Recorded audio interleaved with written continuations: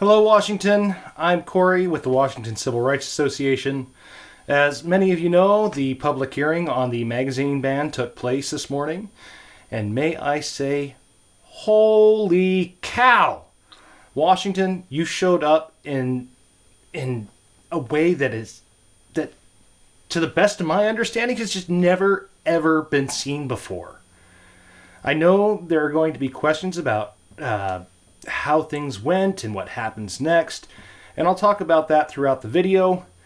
This is going to be a little bit lengthy, but I will break up the video into chapters with time codes in the description to help you get to the parts that you care about the most. That being said, I think the right place to start is by saying thank you. I truly cannot begin to express my gratitude the gratitude I have for each and every one of you who showed up today, showed up in the last few days and got involved in the legislative process. The results were simply astonishing, especially given the 4-day lead time that we were working with. I think we had technically a little bit more than that, but it took us a little bit of time to get our act together. I really want to say thank you to everyone I worked with directly on getting the message out. This includes my fellow volunteers who helped distribute information online and were also out boots to pavement getting information distributed to shops and ranges as well as individuals. Your participation snowballed quickly, and I want to thank you just from the bottom of my heart. Thank you. And I want to thank those who I haven't even met for all your hard work and dedication and involvement on this as well. It has been truly just truly amazing. To the shops, ranges, manufacturers, and distributors who got involved, whether we spoke directly or you were contacted by one of the volunteers or you took the initiative yourself to get involved. Thank you. Your willingness to spread the word to your customers and members without a doubt helped us make the impact we did today. To those who testified today, I especially want to thank you.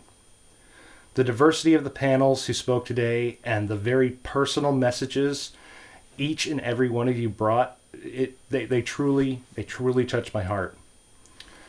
The public needs to hear more voices like yours. And I applaud your willingness to take a stand so that not only your voices could be heard, but you can also serve as that inspiration to the communities that you're a part of so that they too know that they have a voice and it is okay to use it. If you would like to be more public with your voice, your story outside of the legislative testimony, feel free to reach out to us via the volunteer page on the website. We would love to have the opportunity to talk with you and help share your story more broadly if you desire. If you'd like to hear the testimony that was given today yourself, you can check out the full-length video of the hearing or just the testimonies by checking out the links below. And so with that said, now, just how well did we show up today? The raw data puts us signed in at 15,987 to 1,221, with 43 signed in as other. That, almost 16,000 people based on the raw data. That's insane. But in the spirit of transparency and data accuracy, we deduplicated those records in an attempt to get a more honest evaluation of the turnout. This ended up putting us at 14,948 opposed to the ban, 854 in favor, and 42 as other. Some notes on why we deduplicated the data. There are some legitimate reasons why the data could reflect duplicates. This includes common names, Technical errors, think about, a double click versus a single click on a form, or, the page crashes and you don't think your submission went through, so you do it again. Get that.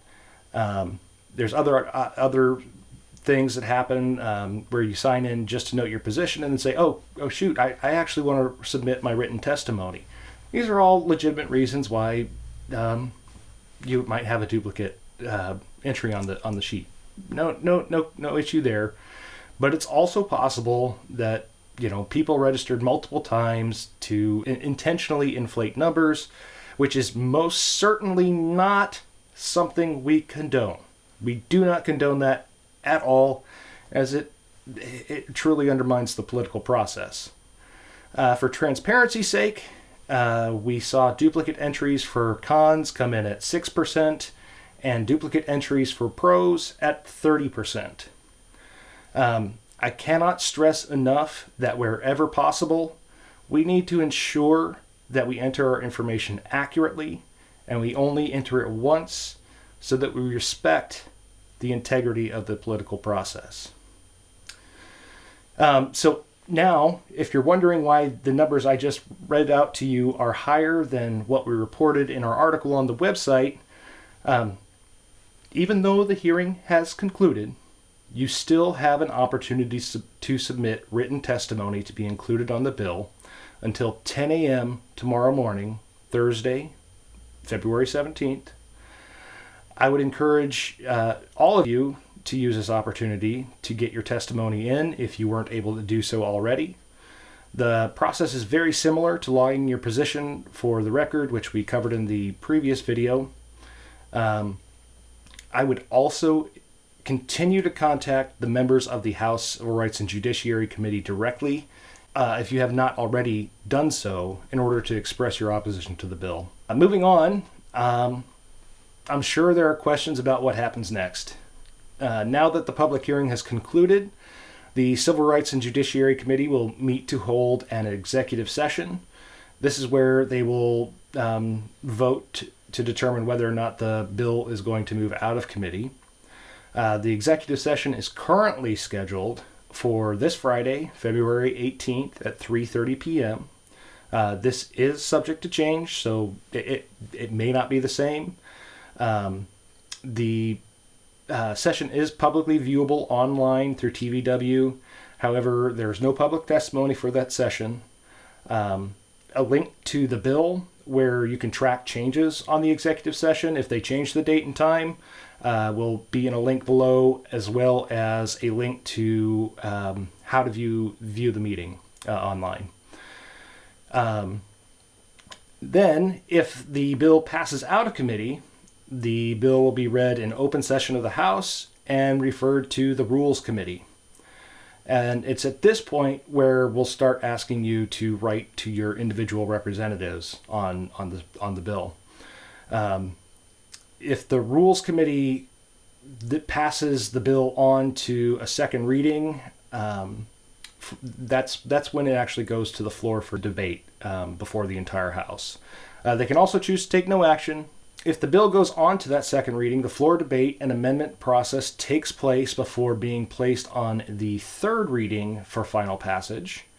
If there are amendments adopted on this bill and passed by the House, it will have to go back to the Senate to approve those changes. From there, the respective leaders of each house will have to sign off on the bill and then send it to the governor, where he can then either sign the bill into law, veto all or part of the bill, or choose not to act. And if the governor fails to act, the bill may still become law without his signature. I think that's a wrap for this video. Again, I truly cannot thank everyone enough for your willingness to participate in the legislative process. I really do look forward to continuing to work with all of you as time goes on. And take care.